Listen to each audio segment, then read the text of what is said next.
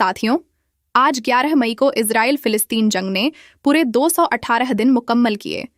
इस बीच 40,000 फिलिस्तीनी शहीद हो गए तो 25,000 इजरायली मुर्दार हो गए। इसके साथ ही $4 अरब के नुकसान के साथ इजराइल की इकोनॉमी जमीन में धंस गई।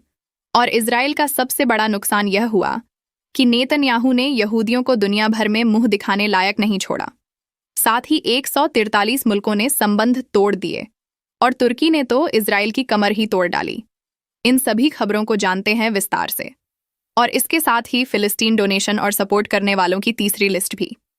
तो बने रहे हमारे साथ आखिर तक। आप देख रहे हैं SD24। मैं ह्यूमेरा कुरैशी।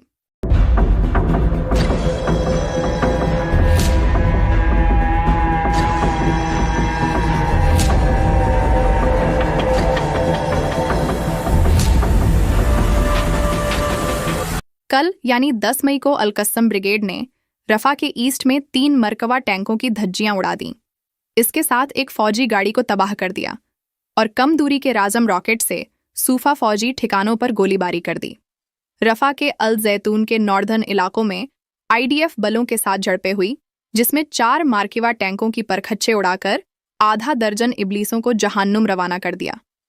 दूसरी तरफ कैरम शालोम में इजरायली फौजी ठिकानों पर मोर्टार से हमला किया।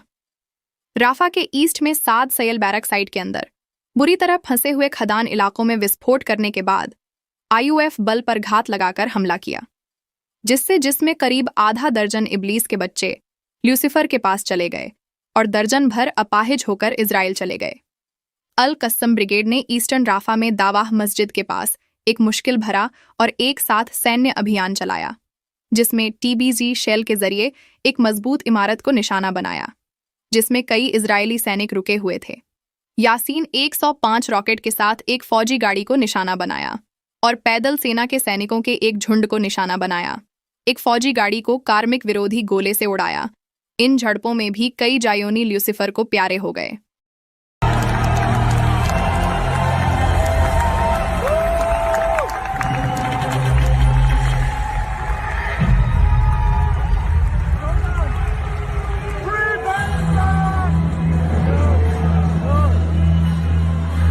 जायोनी यानी यहूदी दुनिया में कहीं मुंह दिखाने लायक नहीं रहे। नेतन्याहू ने दुनिया भर में यहूदियों की थू थू करवा रखी है। 1941 से लेकर 1945 तक लाखों जैनियों का नरसंहार किया गया। तब भी इतनी बेइज्जती नहीं हुई जब वे नंगे भूखे इस मुल्क से उस मुल्क भटक रहे थे। सारे यूरोप, अमेरिका, ब्रिटेन, फ्रांस उन्हें खदेड़ रहे थे। जब भी उनकी इतनी बेइज्जती नहीं हुई थी जितनी आज हो रही है। 2 दिन पहले यूरोविजन में हुए एक इंटरनेशनल प्रोग्राम में जैसे ही इजरायली गायिका ने गाना शुरू किया, ऑडियंस ने फिलिस्तीन के समर्थन में नारे लगाए, फ्री फ्री पैलेस्टाइन, और गायिका आलोचना की।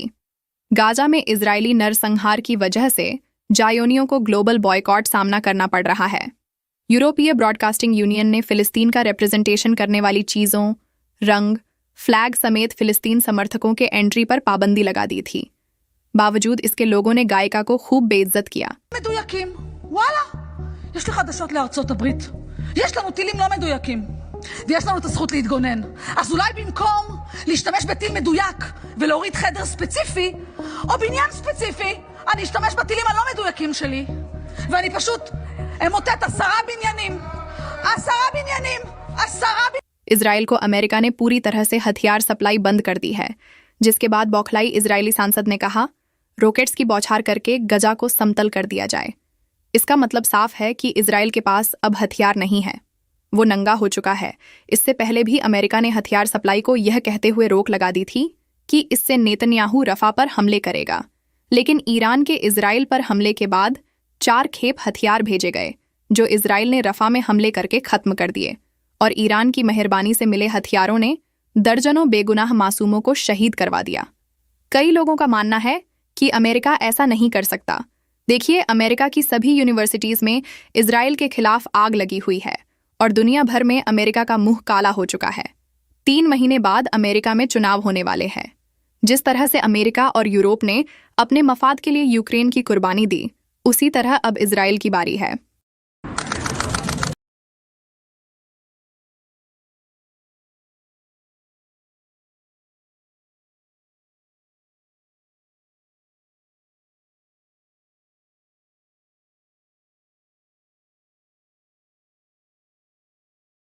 जब हम कह रहे थे कि तुर्की बहुत बड़ी चाल चल रहा है, तब कुछ लोगों ने कमेंट करके बहुत कुछ कहा था और कुछ यूट्यूबर्स ने तुर्की के खिलाफ उछल उछल कर जहर उगला और लाखों रुपये कमा लिए।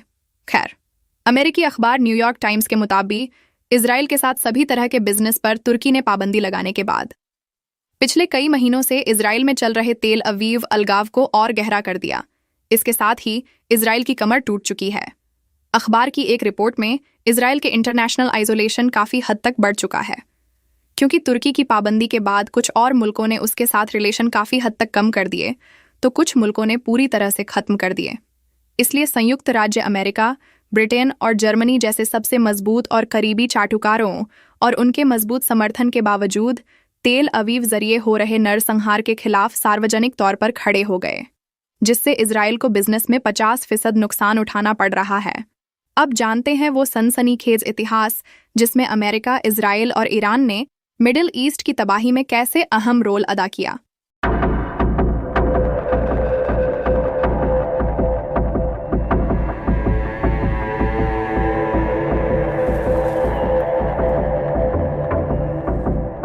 अमेरिका के वर्ल्ड ट्रेड सेंटर पर हमला मिडिल ईस्ट को तबाह करने की एक सोची समझी साजिश थी। जब वर्ल्ड ट्रेड सेंटर के एक टावर को उड़ाया गया, तब अमेरिका के राष्ट्रपति बुश एक स्कूल में था।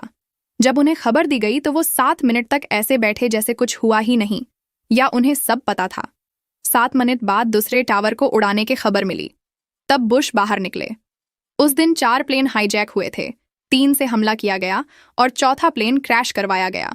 लेकिन 9/11 की इस साजिश के बाद जब मिडिल ईस्ट तबाह न हो सका, तो साजिशी दिमागों ने 29 जनवरी 2002 को राष्ट्रपति बुश से अमेरिकी कांग्रेस के state of the union message में ईरान, इराक, नॉर्थ कोरिया को एक्सिस ऑफ ईविल लकब से नवाजा और व्हाइट हाउस वापस आकर उसी रात ईरान को न्यूक्लियर पावर प्लांट दे दिया, ताकि वह पूरे मिडिल ईस्ट में प्रॉक्सी वॉर करे और आतंक फैलाता रहे।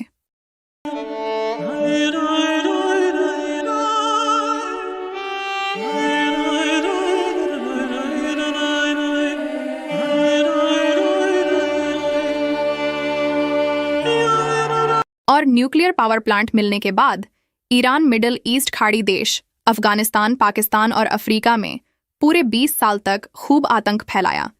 गौर करने वाली बात यह है कि ईरान न्यूक्लियर प्लांट और 4000 सेंट्रीफ्यूगल मशीन्स भी दे दिए। इसके साथ ही ईरानी साइंटिस्ट को अमेरिका, फ्रांस, इजराइल ने ट्रेनिंग देते रहे।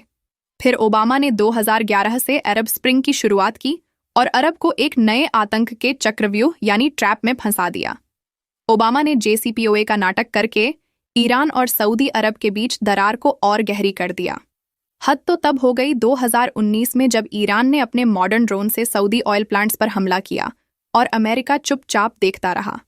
फिर ईरान ने 2022 में UAE की राजधानी अबू धाबी पर हमले किए, फिर भी अमेरिका चुप रहा, क्योंकि इन वारदातों से अमेरिका इजराइल को मिडिल ईस्ट में अब्राहम अकॉर्ड की कामयाबी नजर आने लगी। इन सभी एक्टिविटीज को रूस ने भांप लिया और यूक्रेन पर हमले शुरू करके इजराइल अमेरिका की साजिश और ईरानी मंसूबों पर पानी फेर दिया। और चीन अपनी पीसफुल कूटनीति कर ईरान को समझा दिया कि अमेरिका की कठपुतली बनने से बेहतर है अपने लोगों से दोस्ती कर लो। इसके बाद सऊदी अरब और UAE से मार्च 2023 में लिखित दोस्ती कराकर अमेरिका इजराइल के सारे खेल Arab spring, ICS, JCPOA, Abraham accord का जनाजा निकाल दिया। ईरान ही पिछले 20 साल से Arab spring, ICS, JCPOA, Abraham accord को कामयाब करने में अहम रोल निभा रहा था।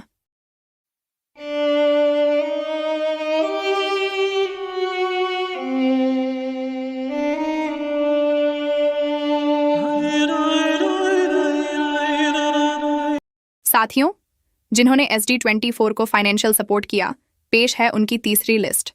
शेख अयूब आलम, मोहम्मद पठान, मोहम्मद आरिफ जमादार, मोहम्मद इकबाल, मोहम्मद शमीम, मोहम्मद सादिक, मोहम्मद यूसुफ, कौसर अंसारी, मोहम्मद हनीफ खान, मोहम्मद रफ़ीक सैयद, जुबैर भाई, बहन नज़मा फ़ातिमा, मान्यवर शमशाद, पारवेज़ इमाम, फ़िरोज़ आलम। तो ये थी तीसरी लिस्ट, जिसमें से हमने $400 गज़ा इमरजेंसी रिलीफ में डोनेट किए। स्क्रीन पर जो आप वीडियो देख रहे हैं वो UNRWA के जरिए मिला हुआ मेल है। आप में से किसी ने डोनेट किया होगा तो आपको ज़रूर ऐसा एक ईमेल मिला होगा। जिसमें कहा जा रहा है कि गजा को अभी और अच्छे खासे अमाउंट की ज़रूरत है। बाकी जानकारी अगले वीडियो में। तो ये थी आज की छोटी सी जानकारी। तो मिलते हैं ऐसे ही इन्फॉर्मेटिव, नॉलेजेबल जानकारी और खुलासों के साथ। तब तक के लिए फ़ी अमानिल्लाह। आप देख रहे हैं सोशल डेमोक्रेटिक न्यूज़ SD24।